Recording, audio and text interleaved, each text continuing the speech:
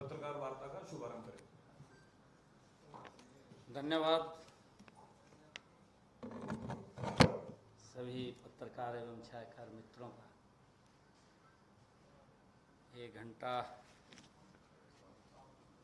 मैं आपके बीच में देरी से आया हूं, इसके लिए क्षमा चाहता हूं आप लोगों से।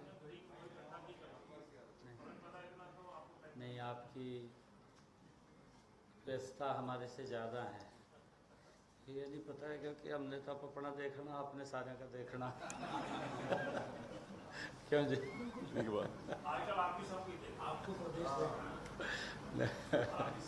पवन जी, कार्यक्रम था, उसके लिए मैं क्षमा भी चाहता हूँ। आज का मित्र जो विषय है, कल जो एपिसोड भारत के लोकतंत्र के मंदिर में जो नए नए विपक्ष के नेता बने हैं, उनके द्वारा जिस प्रकार का देश के अंदर एक बहुत बड़े वर्ग को अपमानित करने का काम किया है,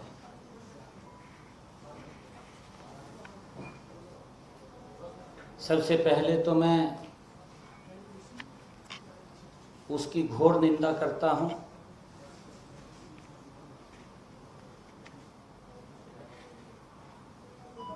और जिस प्रकार का उसका व्यवहार विपक्ष की भूमिका जो होनी चाहिए,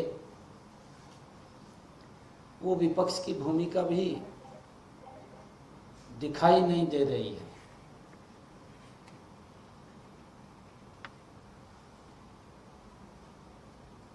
राहुल गांधी ने जिस प्रकार से कहा कि जो लोग अपने आप को हिंदू कहते हैं, वो सदा हिंसा, असत्य और नफरत फैलाने का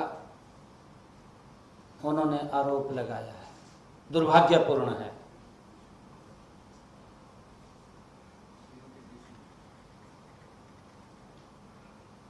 मैं ये मानता हूं कि नेता प्रतिपक्ष राहुल गांधी ने अपनी झूठी बातें बोल करके संसदीय मर्यादाओं को तार तार करने का काम किया है, जिसके सत्यापन की मांग सत्ता पक्ष ने भी रखी कि आप बताओ तो, कुछ न कुछ तो बताना पड़ेगा। परंतु बताने में वो कन्नी काटते हुए नजर आए। और जब देश के अंदर मुझे ऐसा लगता है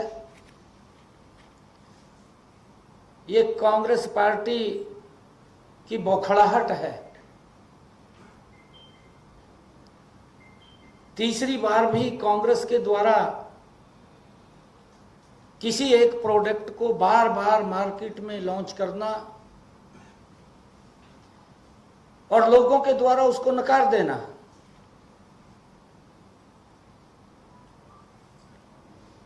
क्योंकि कई ऑर्गेनिक प्रोडक्ट होते हैं, ऑर्गेनिक प्रोडक्ट को लोग अपने आप भी ज्यादा खर्च करके उसको लेने का प्रयास करते हैं। परंतु कुछ प्रोडक्ट ऐसे होते हैं जिसके अंदर जो बहुत ज्यादा खाद का, दवाई का मिश्रण होता है, लोग उसको नहीं लेते हैं। और मुझे वो इसके अंदर दिखाई दे रहा है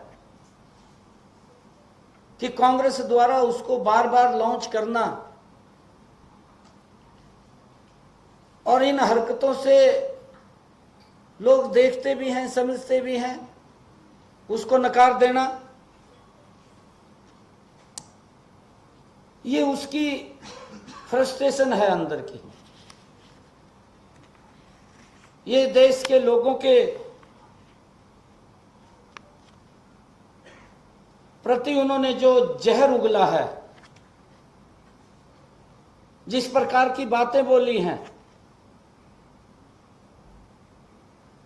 उसने निसंकोच देश से माफी मांगनी चाहिए। कांग्रेस पार्टी ने भी माफी मांगनी चाहिए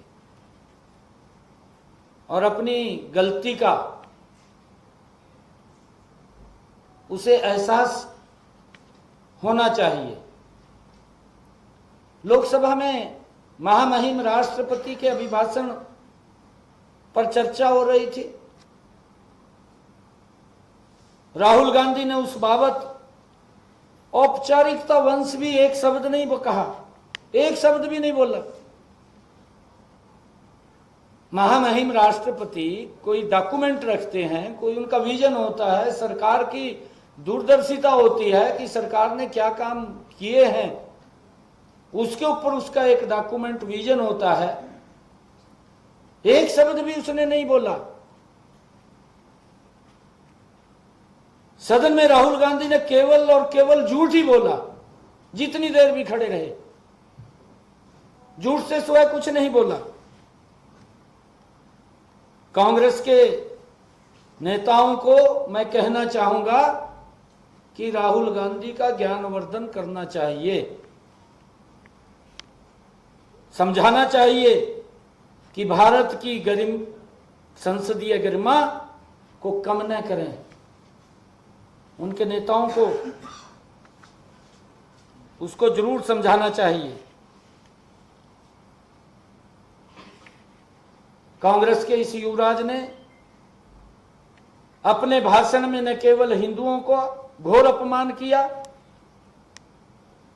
हिंदुओं को हिंसक, नफरती और झूठा बताया,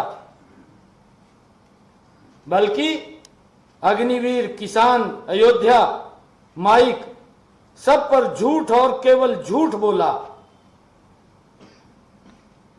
राहुल गांधी को अविलंब हिंदुओं का अपमान करने के लिए, सदन में झूठा बयानबाजी करने के लिए देश की जनता से अविलंब माफी मांगनी चाहिए। पूरी कांग्रेस पार्टी को माफी मांगनी चाहिए।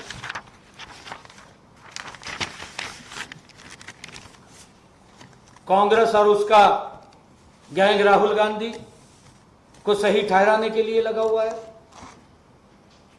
इनकी सोच देखिए। कांग्रेस के जो नेता हैं, कांग्रेस का पूरा गैंग, राहुल गांधी भी ठीक बोल रहा है, सही ठहराने पे लगा हुआ है। कई बहाने बनाएंगे कि, लेकिन सदन में राहुल गांधी ने स्पष्ट कहा है कि जो लोग अपने आप को हिंदू कहते हैं, 24 घंटे हिंसा हिंसा हिंसा, नफरत नफरत नफरत, असत्य असत्य असत्य। पूरे देश ने देखा है किस प्रकार से उन्होंने अपमानित करने का काम किया है। 3 इलेक्शनों में मुझे ये लगता है, जो लगातार इलेक्शन पिछले हुए हैं, कांग्रेस पार्टी 3 डिजिट क्रॉस नहीं कर पाई। और जब 3 डिजिट वो क्रॉस नहीं कर पाई, तीसरे इलेक्शन में भी वो 3 डिजिट से नीचे रही। आज उसको हिंदू के अंदर नफरती, हिंसात्मक, वो झूठा बताने का कार्य कर रहे हैं। सच्चाई सबको पता है। आज ये इस प्रकार की जो बात बोल रहे हैं, एक कांग्रेस के युवराज को अपने पूर्वजों का कार्यकाल ध्यान नहीं है। 1984 के दंगों में ये कांग्रेस पार्टी ने क्या हाल किया, सरेआम कत्लेआम किया। वो भूल गए उस नफरत को जो फैलाने का काम कांग्रेस ने किया। कश्मीर घाटी के अंदर जो हमारी वहां के कश्मीरी पंडित थे, कितना अत्याचार किया। कांग्रेस ने काली पट्टी बांध रखी थी, सत्ता में थी, काली पट्टी बांध करके बैठी थी। जब ये 1984 में सिखों के ऊपर हमले हुए, काली पट्टी बांध करके बैठे थे। जब घाटी के अंदर कश्मीरी पंडितों के ऊपर अत्याचार हो रहा था, तब ये काली पट्टी बांध करके बैठे थे। राहुल गांधी पश्चिम बंगाल में घटनाओं पर कुछ नहीं बोलते। पश्चिम बंगाल में घटनाक्रम होता है, इसकी जबान को ताला लग जाता है। कांग्रेस के जो नेता है उनकी जबान के ऊपर ताला लग जाता है, कुछ नहीं बोलते। तमिलनाडु में हिजब यूट थाहिर की मंशा पर कुछ नहीं बोलते।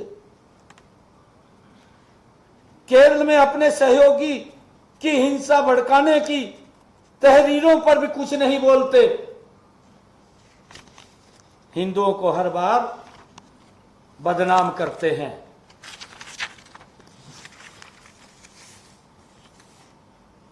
इनका जो चरित्र रहा है, ये इस प्रकार के लोग हैं जो ये बोलते थे, इन्हीं के नेता बोलते थे, इनके सहयोगी दल बोलते थे, न राम हुए न रामायण हुई। ये इस प्रकार की भाषा बोलते थे। 2010 में तत्कालीन गृह मंत्री पी चिदंबरम ने हिंदुओं को आतंकवादी कहा था। ये राहुल गांधी भूल गया क्या? इसके सहयोगी भूल गए क्या? 2013 में पूर्व गृह मंत्री सुशील कुमार शिंदे ने भी हिंदुओं को आतंकवादी बताया था। ये इनका डीएनए है, ये कांग्रेस का डीएनए है। 2021 में राहुल गांधी ने ही कहा था कि हिंदुत्ववादियों को देश से बाहर निकालने को, उन्होंने कहा था कि हिंदुत्ववादियों को देश से बाहर निकाल देना चाहिए। ये किसका यहां पर वो साम्राज्य चाहता है? इसकी क्या मंशा है? ये देश को तोड़ने का ये विपक्ष के नेता के भी लायक नहीं है। देश को तोड़ने की बात, देश को कमजोर करने की बात। अरे किसी को समझाने की बजाय ये बात बोलता है। ये पूरा देश देख रहा था, जिस जेएनयू के अंदर कुछ बालक बैठ करके भारत को तोड़ने की, टुकड़े टुकड़े की बात कर रहे थे। ये वही तो राहुल गांधी है जो उनके बीच में बैठ करके उनको समर्थन देने की बात कर रहा था। ये देश की गरिमा के भी ये खिलाफ, ये लोग देश को कमजोर करने के लिए भी अगर कोई कदम ये उठाएं, इनके अंदर बिल्कुल भी दया नहीं है।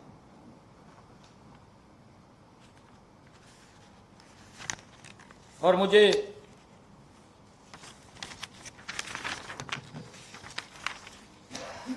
जब ये लोग सत्ता में थे, आपके पास सब चीजें थी, इनके पास सब चीजें थी, तब भी इन्होंने झूठ बोला और सदन के पटल पर अपनी गलती मानी। आज भी आप झूठ बोल रहे हैं। ये जब सत्ता के अंदर थे तब भी इन्होंने सदन के पटल पर झूठ बोल करके माफी मांगने का काम किया है। कर्नाटक में कांग्रेस के कार्यकारी अध्यक्ष जो इस समय पीडब्ल्यूडी मंत्री हैं, सतीश जार की होली भी हिंदू शब्द को गंदा बोल चुके हैं। इनकी भारत जोड़ो यात्रा में जॉर्ज पोन्नैया ने कहा था कि भारत की धरती को इतना अपवित्र मानता हूं कि मैं जूते पहनता हूं ताकि इसका स्पर्श न हो जाए। ये भारत जोड़ो यात्रा के अंदर जॉर्ज पोन्नैया जो इनको चलाने वाला है, उसकी ये मंशा थी। इनके गठबंधन के लोगों ने ही हिंदू धर्म के नाश और उसकी तुलना कोरोना वायरस के साथ की थी, जो इनके गठबंधन के घमंडिया गठबंधन के जो लोग हैं। इस बात को भी हमने समझना है। आज राहुल गांधी ने अभय मुद्रा की बात करते हुए लोकसभा के सदन में, राहुल गांधी ने अभय मुद्रा की बात करते हुए इस्लाम में भी अभय मुद्रा बता दी, जबकि इस्लाम में कोई चित्र नहीं होता। तो उन्हें अभय मुद्रा कहां से दिख गई, कहां से उनको दिखाई दी है? राहुल गांधी को कोई इल्म तो नहीं हुआ, या ऊपर से कोई फजल हुआ है कि उन्हें अभय मुद्रा दिखाई दी है? किस प्रकार से देश को कमजोर और तोड़ने की ये कांग्रेस की जो बयानबाजी है, इससे देश को भी नुकसान है और देश की सुरक्षा को भी मैं मानता हूं नुकसान है। संसद में जिस तरह से भगवान शिव के चित्र को दिखाया गया है, राहुल गांधी के द्वारा बार बार दिखाया गया है, वह बेहद आपत्तिजनक है। उसके ऊपर हम आपत्ति दर्ज करते हैं। इस पर लोकसभा के माननीय अध्यक्ष ने भी कहा कि जिनको हम पूजते हैं उनके चित्र यहां प्रस्तुत नहीं करने चाहिए। उसके बावजूद भी इन्होंने हिंदू संस्कृति के साथ अपमानित करने का काम ये राहुल गांधी ने किया है। राहुल गांधी शिवाजी की तस्वीर दिखा रहे थे और कहते हैं कि हम हिंदू धर्म की शक्ति से लड़ेंगे, जबकि शिव और शक्ति एक है। इसको यही मालूम नहीं है। इसका ज्ञानवर्धन कांग्रेस के लोगों को करना चाहिए। राहुल गांधी ने 2014 में शपथ ईश्वर के नाम से ली थी, तो फिर 2014 से 24 में ऐसा क्या बदल गया कि वे ईश्वर के नाम की शपथ से सत्य निष्ठा पर आ गए और फिर सदन के पटल पर ईश्वर के चित्र दिखाने लगे। इसलिए राहुल गांधी को गंभीरता और परिपक्वता के साथ अपनी जिम्मेवारी का निर्वहन करना चाहिए। ये लगातार बार बार सदन के पटल के ऊपर झूठ बोल करके देश को गुमराह करने का काम, इलेक्शन के दौरान में भी ये देश के अंदर झूठ बोल करके लोगों को भटकाने का काम, ये इनके डीएनए के अंदर शामिल है। राहुल गांधी अग्नि योजना में शहीदों को कोई मुआवजा नहीं दिया जाता, इससे बड़ा कोई झूठ नहीं हो सकता। ये लोकसभा के पटल के अंदर बोल रहा था कि अग्निवीर कोई शहीद हो जाता है, उसको कोई मुआवजा नहीं दिया जाता, परंतु उसके जवाब के अंदर माननीय रक्षा मंत्री ठाकुर राजनाथ सिंह जी ने तुरंत राहुल गांधी के इस झूठ को देश के सामने संसद में एक्सपोज करने का काम किया है और उन्होंने कहा कि अग्निवीर योजना में शहीदों को 1 करोड़ रुपए की सहायता प्रदान की जाती है। ये किस प्रकार का झूठ बोलते हैं? झूठ बोल करके देश के लोगों को गुमराह करने का काम करते हैं। राहुल जी को केस स्टडी कर अपने तथ्यों को दोबारा देखना चाहिए। ऐसा पहली बार नहीं है जब कांग्रेस ने सेना पर सवाल खड़े किए। कांग्रेस पार्टी ने पहले भी सेना पर सवाल खड़े उठाए हैं और देश को भ्रमित करने का प्रयास कांग्रेस ने और राहुल गांधी ने, इनके घमंडिया गठबंधन ने किया है। बाद में उन्होंने माफी भी मांगनी पड़ी, पूरे देश के सामने है। और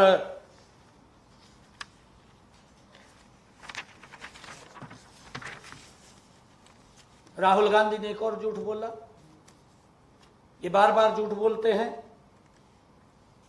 किसानों को आतंकवादी बताने का झूठ राहुल गांधी ने लोकसभा के पटल के अंदर, राहुल गांधी ने कहा कि सरकार ने किसानों को आतंकवादी बताया।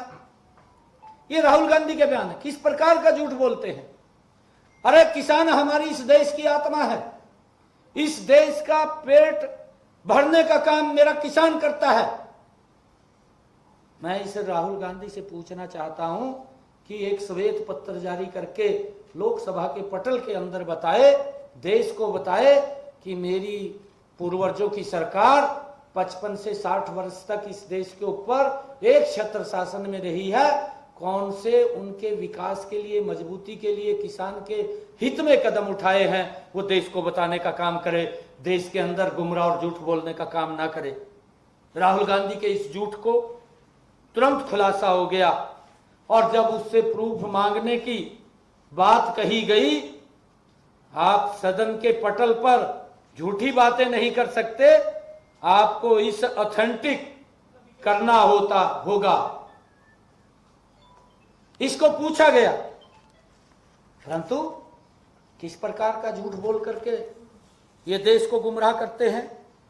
और यही कांग्रेस के, यही राहुल गांधी, ये घमंडिया गठबंधन के लोग कि सरकार किसानों को एमएसपी नहीं देती, एमएसपी बंद कर देगी। क्या क्या झूठ नहीं बोला, किस प्रकार से किसानों के अंदर इन्होंने झूठ फैलाने का काम किया है। राहुल गांधी के इस झूठ की पोल भी स्वयं कृषि मंत्री शिवराज सिंह चौहान ने वहीं सदन के पटल के ऊपर खोलने का काम किया कि ये गलत बयानबाजी कर रहे हैं। एमएसपी लगातार जारी है और जारी रहेगी। जितनी एमएसपी के ऊपर, चाहे धान है, गेहूं है, मोदी की सरकार ने खरीदने का काम किया है, ये भी बताएं कि हमने कितने किसान की धान को एमएसपी पर खरीदने का काम किया है। इस प्रकार का झूठ फैलाना बंद करें कांग्रेस के ये नेता। राहुल गांधी ने संवैधानिक पद पर भी, लोकसभा अध्यक्ष के पद पर भी गैर जिम्मेदाराना टिप्पणी की है, जो बहुत ही दुखद है। यह पहली बार नहीं हुआ है। राहुल गांधी ने प्रेस क्लब में भी स्वयं अपनी पार्टी की गठबंधन सरकार के पारित ऑर्डिनेंस की प्रति को फाड़ करके लोकसभा के अंदर फेंकने का काम किया था। तब भी इन्होंने उस पवित्र सदन को अपमानित करने का काम किया। यूपीए की सरकार के समय देश की संवैधानिक व्यवस्था को कांग्रेस की गैर संवैधानिक व्यवस्था नेशनल एडवाइजरी कमेटी के अध्यक्ष के रूप में सोनिया गांधी चलाती थी। ये जानता है ना पूरा देश, पूरा देश जानता है। प्रधानमंत्री कौन था, सुपर प्रधानमंत्री कौन था, ये पूरा का पूरा देश जानता है, कोई छुपा हुआ नहीं है इनके चरित्र से। कांग्रेस का चरित्र देश की संवैधानिक व्यवस्थाओं को कमजोर करने का रहा है। इंदिरा गांधी ने भी संसद, न्याय प्रणाली और नौकरशाही जैसी देश की संवैधानिक व्यवस्थाओं को कमजोर करने का कार्य किया है। क्योंकि मैंने कहा है कि इनके डीएनए के अंदर है, जो दादा काम कर रहा है पोता भी उसी लाइन के ऊपर चल रहा है। और देश ने अब पोते के उस, जो इस देश को कमजोर करने वाली बयानबाजी है, उसको नकार दिया है। और उसके कारण ये फ्रस्ट्रेशन के अंदर है कि ये 3 डिजिट भी क्रॉस नहीं कर पाया और इस प्रकार के अनाप शनाप आरोप लगाने का काम ये कर रहा है। संसदीय गरिमा का भी अपमान किया है राहुल गांधी ने। 2004 से जब राहुल गांधी को कोई पद नहीं थे, उनके व्यवहार में नाटकीय और मजाक झलकता था। लेकिन आज राहुल गांधी लोकसभा के नेता प्रतिपक्ष हैं और एक संवैधानिक पद पर हैं। लोग उम्मीद कर रहे हैं कि वे परिपक्व हो गए हैं। अपने व्यवहार और आचरण में उनको अब बदलाव लाना चाहिए, क्योंकि वो विपक्ष के नेता हैं, वो इंडी गठबंधन के नेता हैं। अब उन्होंने अपने व्यवहार में वो लगाना चाहिए। नए संसद अपने पहले सत्र में जो नए संसद चुन करके आते हैं, वो सीखते हैं। 282 नए सांसद आए हैं लोकसभा में अब की बार, पहली बार चुन करके। अपने पहले सत्र में उचित माहौल देखने को नहीं मिला। किस प्रकार का वातावरण खड़ा कर दिया। अरे अभी तो शपथ लिया है। ये कितनी फ्रस्ट्रेशन इनके दिमाग के अंदर भरी हुई है, इनको ध्यान में नहीं है कि हमारी सरकार में क्या क्या काम हुए हैं। राहुल गांधी ने संसदीय लोकतंत्र के स्तर को पूरी तरह से गिराने का काम किया है। पूरी तरह से राहुल गांधी ने लोकतंत्र के स्तर को गिराने का काम किया है। संसद की किसी नेता या परिवार से नहीं, अपितु व्यवहार से चलती है। ये परिवार से नहीं चलती। उसके दिमाग में शायद यही है कि मैं गांधी परिवार का हूं। ये परिवार से नहीं चलती, ये व्यवहार से चलती है। और मैं जो भी घटनाक्रम हुआ है, तुरंत कांग्रेस और राहुल गांधी और जो घमंडिया गठबंधन के लोग उसका सहयोग कर रहे हैं, तुरंत माफी मांगनी चाहिए या उसका रास्ता देखना चाहिए। धन्यवाद आपका बहुत बहुत। एक एक करके सवाल लीजिएगा।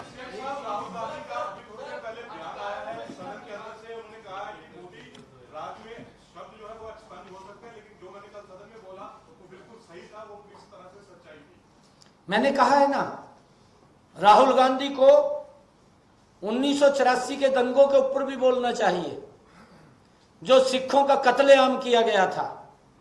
राहुल गांधी को जो कश्मीरी पंडितों के ऊपर अत्याचार हुए, उसके ऊपर भी बोलना चाहिए। जो केरल के अंदर हिंसा को घटनात्मक वहां हुआ है, उसके ऊपर भी राहुल गांधी को बोलना चाहिए। पश्चिम बंगाल के अंदर जो घटनाक्रम हुआ है, उसके ऊपर भी बोलना चाहिए। राहुल गांधी को ये देश के हिंदू ही नजर आ रहे हैं, इसको वो घटनाक्रम नजर नहीं आ रहा जो हिंदुओं के ऊपर अत्याचार हो रहे हैं, वो दिखाई नहीं दे रहा है।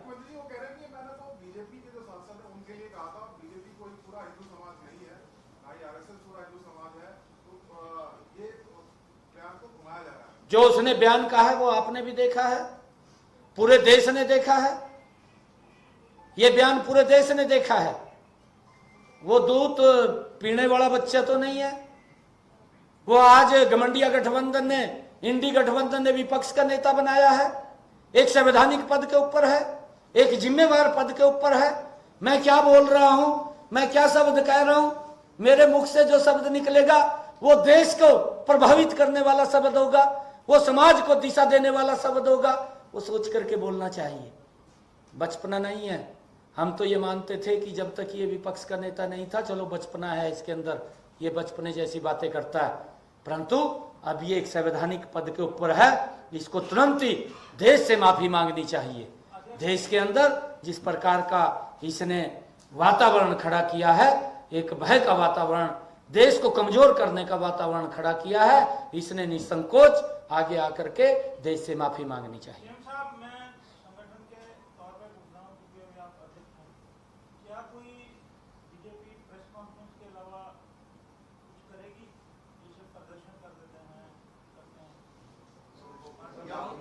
देखिए,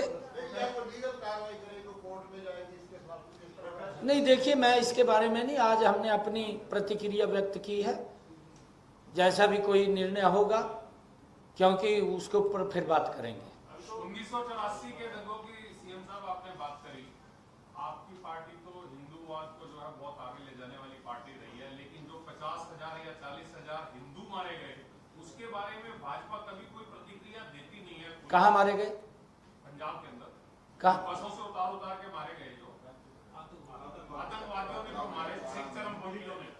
पंजाब में जो आतंकवाद का दौर था उसमें जो हिंदुओं की हत्याएं हुई, चिन्हित लालड़ू में भी मार के मारे, अमृतसर, तरनतारन, बहुत जगहों पे घटना। देखिए, मैं वही बात कह रहा हूं, इन सब बातों को लेकर के कांग्रेस के पास कोई शब्द नहीं है।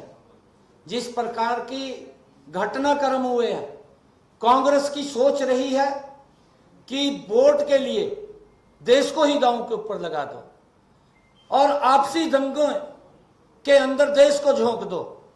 पिछले 10 वर्षों में देश में कोई दंगा दिखाई दिया?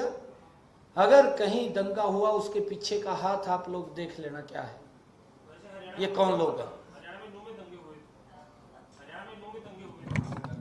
सख्त कार्रवाई हुई है, और उसके पीछे कौन था? कांग्रेस के ही विधायक ने विधानसभा के अंदर, उसकी आज भी रिकॉर्डिंग है। अगर एक विधायक इतनी बात बोल रहा है तो उसके पीछे कोई कारण है। और ये जो किसानों का जो आंदोलन चल रहा था, उसमें अगर आप थोड़ा सा याद करें, बीजेपी के कुछ नेताओं ने ये कहा था इनमें कुछ लोग आतंकवादी हैं। ऐसा नहीं था कि वो शब्द नहीं कहा था, लेकिन जो कल कहा गया राहुल गांधी, वो कौन लोग थे, उनके नाम बता दीजिए, आपके पास नाम होंगे। मैं नाम लूंगा, नहीं, आप बता दीजिए, आपको वीडियो भेज दूंगा। वीडियो भेजिए। चीफ मिनिस्टर ने एग्जैक्ट शब्द क्या कहे थे, कितने बार कहे थे, मैं ये कहना नहीं चाहता था, पर क्योंकि आपको प्रवीण ने बोल दिया कि सबके नाम बताएं। तत्कालीन मुख्यमंत्री ने ये शब्द नहीं कहे थे। अगर नहीं कहे तो मैं वीडियो निकाल के भेज दूंगा, क्योंकि ये जब बार-बार ये बातें आई थी कि इनमें कुछ सभी लोगों को नहीं कहा, ये किसानों को नहीं, ये मैं आज भी उस बात के ऊपर आज भी मैं ये बात कह रहा हूं, क्योंकि जब सीए आया, शाहीन बाग को ब्लॉक कर दिया गया, तो कौन लोग थे? और जब दिल्ली के ऊपर, बॉर्डर के ऊपर बैठे, तो कौन लोग थे? फिर मैं वही बात कह रहा हूं, वो शाहीन बाग वाले उठ करके वहां आए, वही लोग उठ करके आए। कौन सपोर्ट कर रहा था? कौन सपोर्ट कर रहा था? कौन लोग उनके पीछे थे? कौन उनको आगे करने का काम कर रहे थे? ये देश सब जानता है। बहुत बहुत धन्यवाद। बहुत बहुत धन्यवाद। पत्रकार साथियों, सम्मेलन भोजन की व्यवस्था है, 1:30 बजे भोजन संपन्न रहेगा। आयुष्मान और आयु कार्ड वाले ट्रीटमेंट बंद हो गई है, निजी अस्पताल 200 करोड़ पेंडिंग नहीं, वो आजकल में चला जाएगा, किसी की कोई पेंडेंसी नहीं, वो मेरा कार्यक्रम। समय का अभाव है, आप क्षमा चाहेंगे।